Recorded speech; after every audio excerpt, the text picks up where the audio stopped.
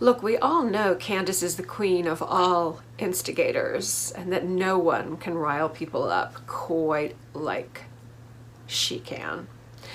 However, on what planet is this and this second-degree assault? Look up the definition of second-degree assault. Yeah, so apparently any hope we had that Monique was maybe learning something or being slightly humbled by her experience or considering what she might have done wrong is just out the window. She's just doing this to get revenge on Candiace, and she's just as angry as ever. So, having said that, welcome to another recap of The Real Housewives of Potomac, Season 5, Episode 15. Portugal Bye. Okay. We'll let that name go. Okay, I forgot to mention to my new sub Ginger last week how much I love your red hair. It's beautiful. Mine's curly like that too if I don't straighten it. And that's how my husband likes me to wear it. He likes me to wear it curly. He's like, oh, it really looks Irish that way. So, yeah, I usually do when we're on vacation. Okay, and I also want to welcome new subscriber, the one having the key. I love your name. I have no idea what the story is behind that. If you'd like to tell me, you can share it with me. If not, it's okay, because it's kind of cool leaving it a mystery. Okay, I also want to go ahead and say up front that, again, I am getting views like you wouldn't believe. I've almost gotten my first 2,000 views this week on one video. I think right now it's 1,943. I'm keeping my fingers crossed, hoping it'll go to 2,000. So, you know, as you can probably see, you know, I usually get like somewhere around 100, maybe sometimes I'll get like a few hundred. I've had once or twice one go over 1,000, but that was kind of a big deal for me.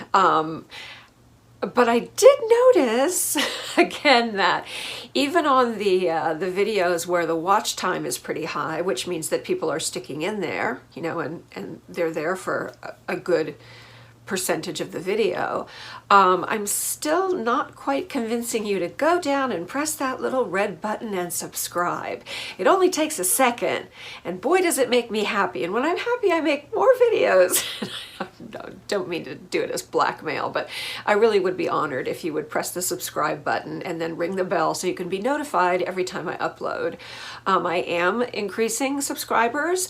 I made a little statement last week and I did get about another, I think, 9 subscribers. So, you know, at this point, being a new content creator, every little bit is just slowly, slowly, slowly, and that's how everyone told me it would be. I've only been doing this a few months, and especially because I am not, you know, a 16-year-old makeup guru, so I don't exactly have the massive demographics that some people might have. A little on the older side. But anyway, I would really appreciate it again if you would subscribe. That would be amazing. Every subscriber makes me super happy. Every time you subscribe, an angel gets its wings. No, but I get happy. So, and always tell me your name, drop down below and say, hi, I'm so-and-so, I'm a new subscriber, because I want to thank you in person. That's something I will always do. No matter how big I get. I don't know if I'm going to get that big, but that's not why I'm doing this. I'm doing this for fun, for the engagement with you. It's a pleasure, you know, so I'm not doing it to get big. It's not really the point here. I'm retired. I'm not trying to, you know, make a bunch of money, but I sure do love putting in the time to make these videos. And again, love you guys. So, all right, into the episode. Robin and Wendy are obviously appalled, as am I, that Monique filed second-degree assault charges against Candiace. It's just childish. It's going to get thrown out so quickly. The first time it passes, really before any kind of scrutiny, it's going to get thrown out. It doesn't have legs to stand on. No. And remember, you know, Robin and Wendy were there, and again, they said the same thing I did in the beginning of this video. On what planet was that second-degree assault committed by Candiace? No. And yeah, you know, they also say, again, what I said, Monique is not sorry for what she did. That's basically what this is saying. She's not sorry for what she did. She's just looking at how to get back at Candiace.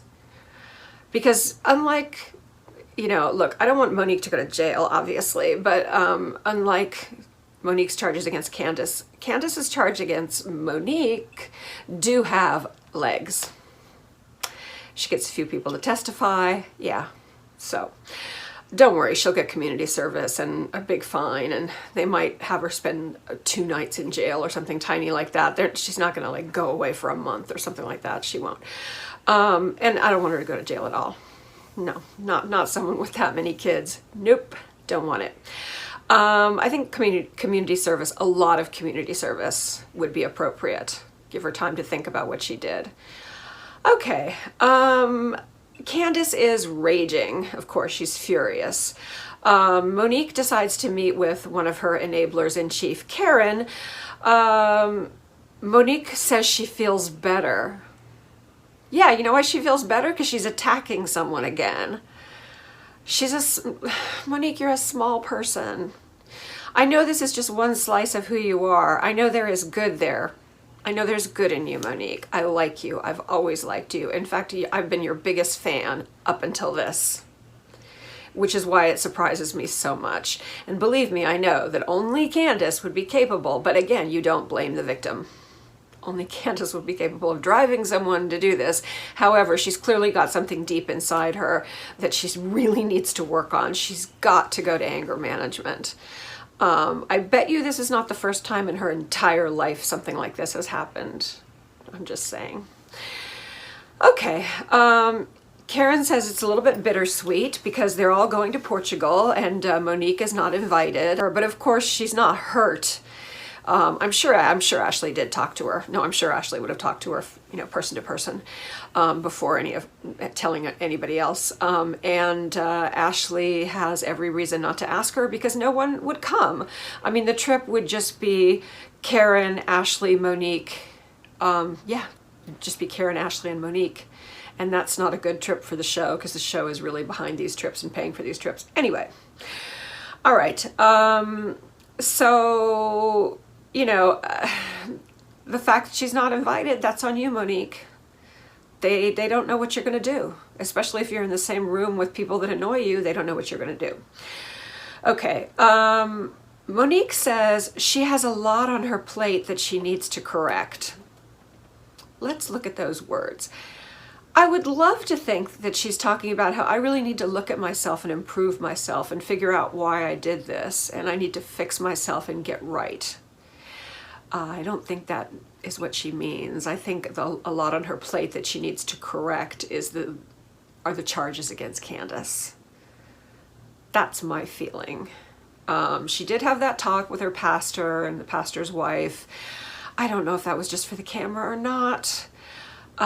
Surely Chris has something to say about all this. I mean, her husband seems like just such a good stand-up guy. Everything about him just seems like a good, ethical guy.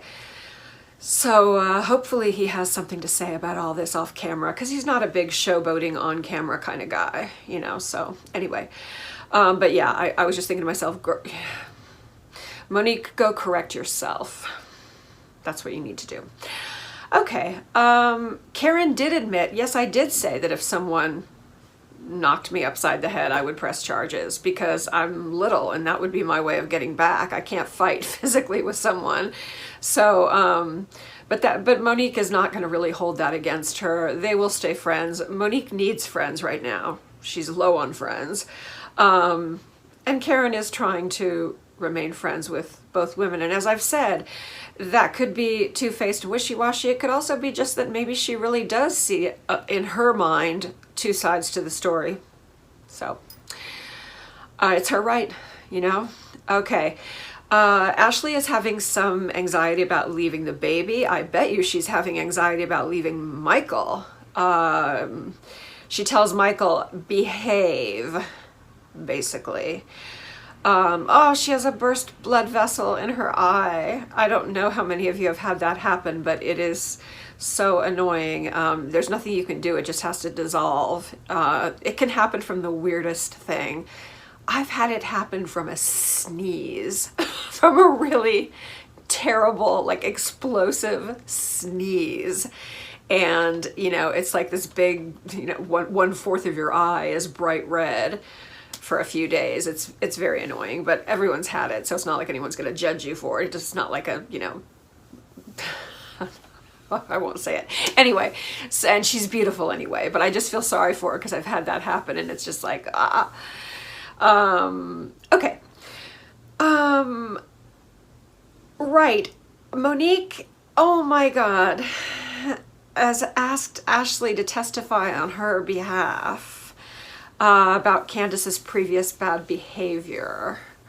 So I guess prior bad acts, as they call them, will be allowed in this case. It's not always. Or it's yet to be seen if that will be allowed. But she wants her to talk about the butter knife incident. I don't have to go over all that, but it's true. You know, I feel like the fact that she had a butter knife in her hand and threw it at Monique in that moment, that was just, Candiace was just being blessed by God that it was a butter knife and not a steak knife, because she was in a rage. So I think she would have thrown whatever she had in her hand. Thank God it was a butter knife. Okay, so Ashley says she will do it. Ugh. She agrees to do it because when Michael was being falsely accused, the Samuels, Chris and Monique, had their backs. They really stood behind them in all that.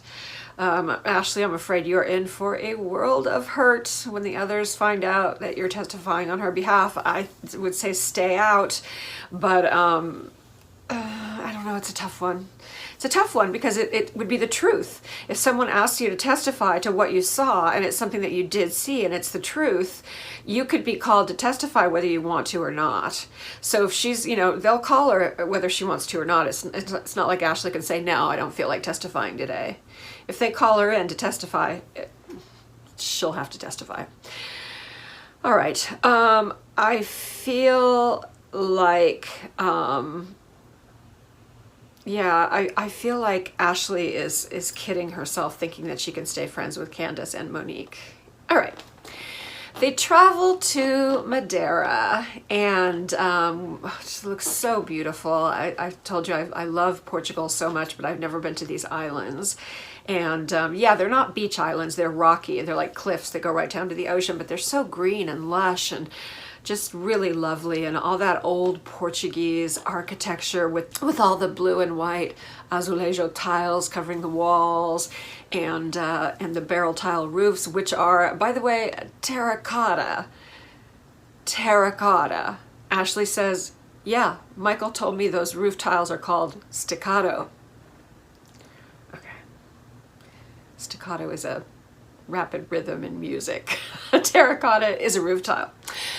Okay, anyway, they toast to each other at the hotel, and they are drinking poncha. One of my eagle-eyed viewers was talking about, you know, oh, they're going to Madeira, they're going to drink poncha, which is, they also have it in mainland Portugal, but it is kind of originally from Madeira. And it's a very, very strong, pure, you know, very strong white alcohol like aguardiente, and you mix fruit with it. Usually passion fruit is the best, and that's what they're drinking. It's delicious, and it'll just sneak up behind you and you'll be drunk and you won't know what hit you. It's delicious and dangerous. Okay, the hotel is beautiful. It's really beautiful. What is Gizelle wearing to dinner? What? And why? What and why? It's weird. Gizelle, you're so beautiful. You're so stunning.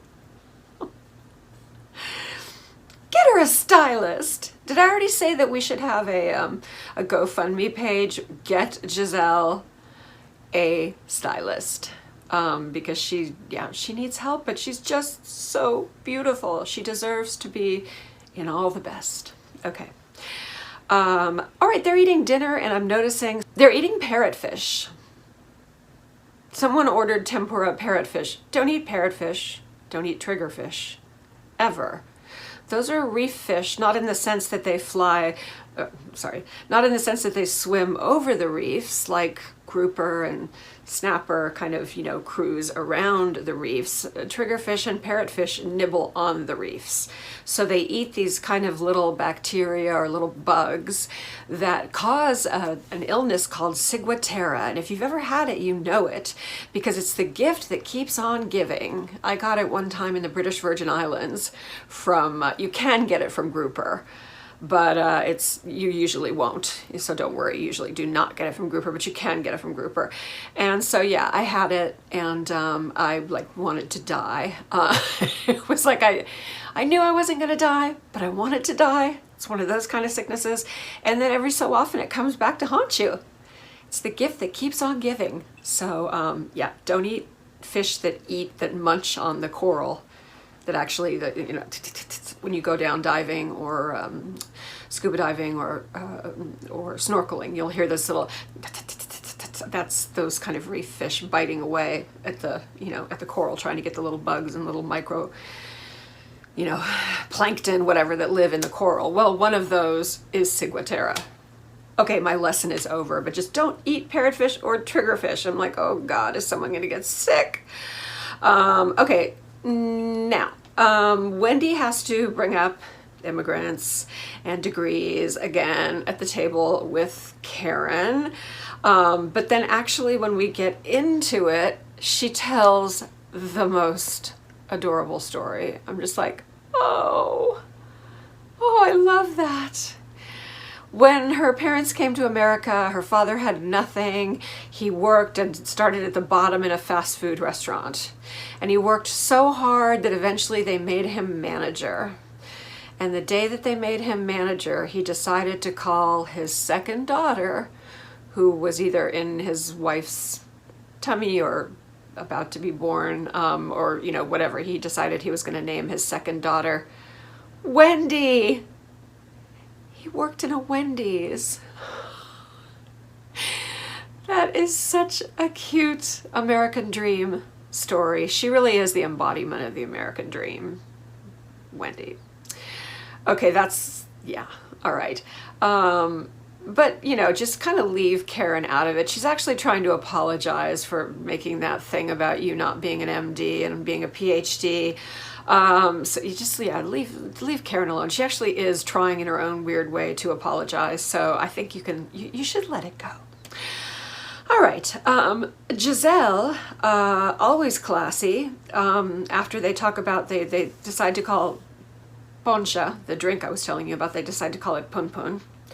And Gizelle asks how Michael is treating Ashley's pun pun. And Ash says she is 100% in the marriage and things are great. And Karen says there's Gizelle trying to stir shit up again. And Karen says the reason why Gizelle is trying to, stir shit up again is because something's not right with her and Jamal. That's Karen's take on the whole thing. Okay, I love you, Robin. Robin reminds Ashley, do not put the burden of Michael's failures on yourself. Do not blame his bad behavior on the fact that you somehow didn't feel sexy right after you had a difficult birth or whatever.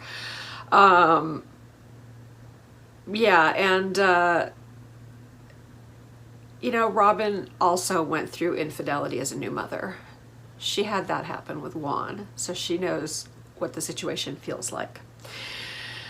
Karen says, Gizelle, you're always alone. Where's Jamal? We never see Jamal.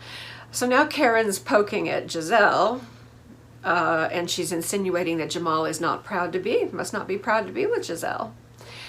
And maybe Gizelle doesn't want him around the ladies, but I don't think that's the case. I think she would like to have him around more. She would definitely like to have him around more. So this is all to be determined. Gizelle and Jamal, to me, the jury's out. Okay. in this kind of unnecessary scene, Ashley calls Michael. It's only 7 o'clock. He's not home from work yet. He's supposed to put Dean to bed. And she gets angry. He hangs up on her. She cries, whatever. But in fact, we find out the next day that he did call her back and say, I'm sorry, I'll try and get home right at 7 because that's when the baby's supposed to go down. He's a businessman. You know, coming home right at 7 is tricky. It's not like he was out partying back at the casino with the strippers and the hookers until 2 in the morning. So yeah, I felt like it was completely unnecessary just to stir up drama for us, the viewers. Okay. The night before at dinner, Gizelle said she felt like Robin did not have her back when Karen was poking at her. But Robin said, I agree with Karen. Jamal should be around more. You know, as a friend, I'm telling you, that's what I believe. Karen and Ashley talk about Gizelle the night before. Gizelle and Karen, they're frenemies. They're classic frenemies. They will always be frenemies. They will always enjoy poking each other, finding the weak spot, going in, seeing how far they can get. That's just their relationship. Okay. Ashley is telling Karen that she feels like she really overreacted about the phone call with Michael the night before. She was too hard on him. And I'm thinking, no, you did not overreact. Given his history, even if it was to come home at 7 o'clock to put the baby to bed, I can see why you're really sensitive right now about calling and him not picking up. I can see why. Okay, Karen looks skeptical. All right, they take the cableway, the ropeway, the cable, what do we call them? Gondolas, whatever you want to call them, up to the top of the hill because Madeira is one of those places it's very vertical. So there's like a lower town, a middle town, an upper town. So they want to go up to the shops and restaurants and churches and everything that are on the upper level. And they take this cableway, this little gondola to go up there. They're separated out 3 and 3 in the gondolas. And Gizelle and Karen do not believe that Ashley's cool with Michael. They think that Ashley is making excuses for him and that she's very tense, actually, which I understand. Wendy says she's kind of finished with Karen. She's bringing up the degrees again. Let it go. They're eating lunch. She brings it up. She's like, oh, you know, listen, if you knew what it takes to write a 170-page dissertation and 170 pages? Well, that's cute. Mine was 425 pages. But I wasn't being a mother and I was being a wife, but I didn't have a demanding husband, so yeah, but it's just, that's very small. That's more like a master's thesis. 170 is a little thin for a dissertation, but I'm sure it was fabulous and packed with brilliance. You know, this is just a natural thing that PhDs do. We're petty and we're small-minded because we work very hard and we don't get paid very much once we're professors. And so we do things like say, oh, look at your dissertation. It's so cute. It's a mini dissertation.